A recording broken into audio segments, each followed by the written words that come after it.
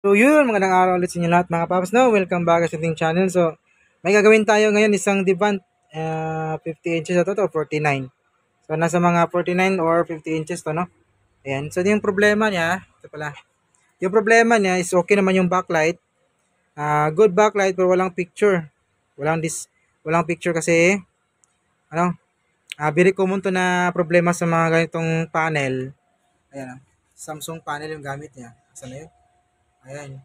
Ito yung kanyang top board. At saka ito naman yung kanyang main board. Yan. Pinagsama na yung kanyang power supply at saka main board, no? So, ito yung problema. Pakita natin. Saksa ko muna. Yan. Tapos, meron siyang standby. Ayan. Pinutin natin yung kanyang power button. Ito. Isa. Pag nagkukulay blue yan, sabi sabihin, nag-oscillate na yan. So, bumukas naman yung backlight. Ayan, no? Umilaw naman yung backlight niya. Pero wala po tayong makikita picture dyan. So, very common po na problema sa mga ganitong Devant model. Ayan, no? Good yung backlight niya, pati yung sounds, pero walang picture. So, kadalasan nito, dun sa kanyang mga clock signal. Pero, nang unang gagawin natin is, siyempre, test natin yung kanyang yung BIN niya, kung may BIN ba napapasok sa may top board. Tapos, check natin yung ibang supply. Kung meron itong BIN, dapat yung BIN na yan, makapasok dito sa ating level shifter. Asa na yun, yung level shifter natin. Ito. So, ito yung level shifter natin. Dapat makapasok yung 12 volts natin dyan. At saka, kung nakapasok yung 12 volts natin dyan, tapos yung BGH, BGL wala, malamang nasa mga gate signal yung problema dun sa kanyang mga CKB lines. Natin kuha tayo muna ng saan yung multitester natin. Ito. So, set up ko lang muna yung tester natin, tapos nawala kasi yung cord yung kanyang test probe. So, balik tayo. Wait lang. So, yun. Nakaset up na ba yung tester natin? No? Ayan. So, check natin ngayon. Dapat meron tong 12 volts na BIN yung ating top board. Ayan. So, against the light, meron po siyang 12 volts. Good yung 12 volts niya. So, hanapin natin ngayon tong kanyang BGH at saka BGL. Hahanapin natin yan. Hindi ko mahanap Wait, natutuling ako. So, wait lang. Hanapin natin yung kanyang... So, EBDD. Ito yung EBDD na. Ayan. So, EBDD natin, wala. 0. Ayun. So, hanapin natin yung ibang supply nito. Yung B-off. Nako, bakit ayaw makisama ng camera natin? Hanapin ko muna. 17 EBDD. Yun, nasa na yung... Wait, medyo mataas kasi na sa atin yung yung stand, kaya hindi ko mahagilap yung supply natin. So wait lang at hanapin lang muna natin, no? Saglit lang. So ito, continue tayo, no? Kailangan pa natin na umapak ng upuan para makita at silat natin yung napakahirap. Medyo mataas, malaki kasi to, kaya at saka nakabaliktad pa. So ito yung BO natin. Kita ba? Sana yun? May kumahilap. Ito pala. BO natin na yun, no? Yung test point niya. So yung BO natin is wala po siya, 0. 0, tsaka yung B-off natin, wait, B-off. So yung B-off natin. So yung B-off natin, nakita ko na to kanina. Ito yung B-off natin, no? Ayan. So B-off natin, wala po siya, 0. So tingnan natin kung nakapasok ba yung 12 volts dito. Ito yung BIN niya. BIN niya na mapapasok sa may level shifter natin. So ito siya. Wait. So ito siya, nakatutok tayo. Ayan. Yun, meron naman siyang 12 volts, no? Ayan. So meron tayong 12 volts sa kanyang BIN na papasok sa may level shifter natin. So ito, continue po tayo, no? So bali, chinek po natin yung kanya mga CKV lines, ito yung level niya. Yan, chinek po natin yan. Sumingan natin. Yan, chinek po natin yan. Yung CKB1 at saka CKB-B1, yung pares niya, ito siya, CKB1, CKB-B1. May nakuha po tayong leak, no? May nakuha tayong reading na leak. Yung CKB1 at CKB-B1 natin, yung the rest, yung CKB2 pares, CKB3 pares, at CKB4 pares, mega ohms po yung reading. Same po sila 4 mega ohms. So, ibig sabihin yan, na normal yung kanyang reading. So, ito po siya. Mahirap kasi dudukutin i-test point yung ibang linya. Kaya ito na lang ipapakita natin yung CKB1, CKB-B1 kasi medyo mahirap din siya tutok. Yan, kita nyo ba? Nakatutok po tayo dyan sa CKB1 at saka CKB-B1. I-wait. Next slide pa yung test probe natin. So, tingnan nyo yung reading. Ayun 377 ohms yung kuha natin reading. So, isample na lang natin yung CKB2 at saka CKB-B2 pares. Kung ano ba yung reading niya para makita nyo naman, may idea kayo. So, pansin nyo, mega ohms yung kanyang reading, di ba? Normal yan. Yung iba naman, yung CKB, kita nyo ba? Yung CKB3 at CKB-B3, tutok natin. Ayun, di ba? 2.8 mega ohms, so normal. So, ito lang yung nakuha nating problema, may leak tayong nasukat. Yung CKB1 at saka CKB1 na pares niya, check nga natin sa tig-iisa nga. Body ground natin yung negative natin, tapos tutok natin. So, sabihin ko na lang kung ano yung natin na test point para hindi kayo mahihilo sa kakalipat ng camera natin. So, CKB1 0.6 mega ohms, CKB2 mega ohms, CKB3 mega ohms, CKB4, so mega ohms yung reading. So doon tayo sa mga pares niya.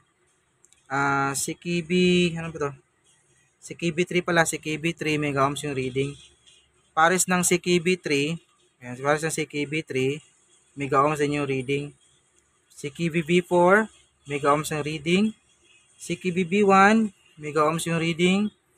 CKB-B2 mega ohms yung reading. So hindi mo siya masukat, hindi mo makuha yung leaks na sukat sa ganitong paraan, no? Yung tig-iisahin natin, ayan, nakabody ground yung negative natin, tapos yung positive prob natin is paisa-isa dun sa kanya mga gate signal. Makukuha mo siya sa ganitong paraan, by pares. Mula CKB1 hanggang kanyang pares na CKB-B2. So, ulitin natin para masiguro. Ayan, nakatutok tayo. Wait, hindi kasi makita Ayan So, k-ohms yung reading talaga. Ayan Nakatutok tayo sa may CKB1 at saka CKB-B1. Ayan. So, gagawin natin ngayon, ay sulit muna natin to para masiguro natin kung dito babanda yung problema or doon sa may kabilang side doon. So, pakita natin yung kabilang side niya. Ayun yung kabilang side niya. Ayan. So, ito lang muna. Puputulin lang muna natin dito yung kanyang CKB1 na papasok sa mic off. Nako, pasmado na naman yung kamay. Nagugutom na. Ito, CKB1 at saka CKB-B1. Ito lang muna yung puputulin natin na sa may papasok sa mic off natin. Kung mawala ba yung leak na nasukat natin. Kung hindi nawala, sabihin yan, dun sa may kabila tayo magpo-focus or lipat tayo dun sa may kabilang side, no? So, wait lang. So, ito, continue po tayo, no? So, napapansin nyo dyan, naputol na po natin yung CKB1 at kanyang pares na CKB-B1 papuntang COP, yung papasok sa may COP natin, no? So, iti-check natin ngayon to kung nawala ba yung leak na nasukat natin, no? Ayan, nakatutok tayo. So, pansin nyo, ganun pa rin siya. Andun pa rin yung leak na nasukat natin. 377 ohms, no? Pero kung dito sa may COP mismo, sukatan natin yung sa may COP.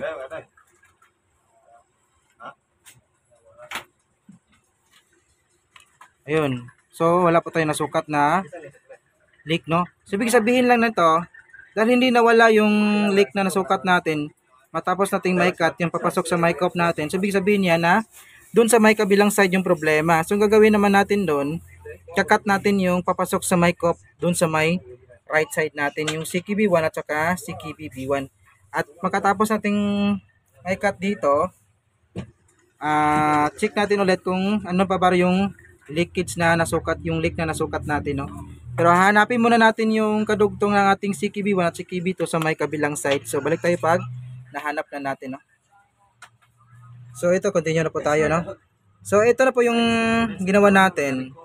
Nahanap po natin yung CKB1 at saka CKBB1 natin. So ito po siya, ayan, at saka ayan. So niputol na, medyo pangit nga lang, pero nilakihan natin yan kasi sinigurado natin na putol na talaga yung linya. Kita ba? Naboblur kasi. Medyo pangit kasi yung pagka-cut natin eh. So wait lang. Ayan o. So itong yung linya na papasok sa mic off natin. Ito naman yung CKB1, CKBB1. Ayan, naputol na po yan. Siniguro na po natin ngayon yan.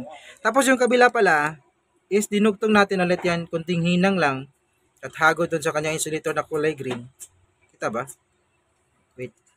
Zoom in nga natin ng konti. Ayan. So nahihinang na po natin yan. Yung nakat natin dito, no? Binalik natin yan. Kasi nga, hindi naman dito yung problema. Dito sa may kabilang side. So iti-check ngayon natin to kung nawala ba yung leak na nasukat natin, no? So ito siya. Tingnan natin kung nawala ba yung nasukat natin. Matapos nating maputol yung papasok sa mic off. So tutok tayo.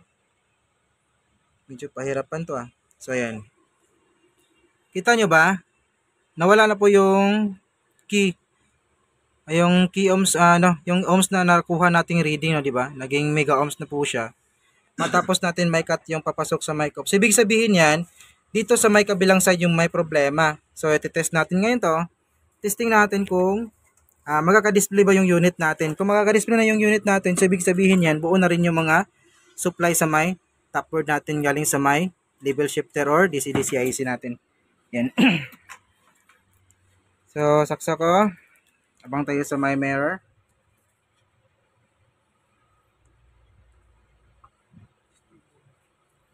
Kailangan ba nating pilutin yung power? Yun, bukas na. O, kita nyo ba? Ayun, no? Lumabas na po yung logo ng Devant. So, ibig sabihin yan, buo na po yung supply natin ulit. So, dito yung problema sa may right side natin kasi nakabaliktad to. Kung ayusin natin sa may left. So, dito banda yung problema. So, nakita ba? Ayan. So, dito yung problema. So, naka-display na po siya. Dalawang linya lang yung kinat natin. Pero, may experience kasi tayo nito. Sony na TV, pero same ng panel, no? Samsung panel yung ginamit. Dalawang linya yung kinat natin. So, nag-back job siya. Isang buwan lang gamit ng mayari. Back job siya. So, ang ginawa natin is, kinat na lang natin lahat. Lumakat natin lahat yung CKV lines dun sa may, saan banda yung problema. Ayun, nag-normal siya ulit. Then, nakuha na ulit ng mayari, no? So, dito, maniniguro na po tayo nito, no? Kakata lang po natin lahat yung mga CKV lines dito na natira pa. Tapos, mga ganitong design kasi or model, magkaka-fine line siya pag matapos natin makat yung CKV lines sa may kabilang side, no?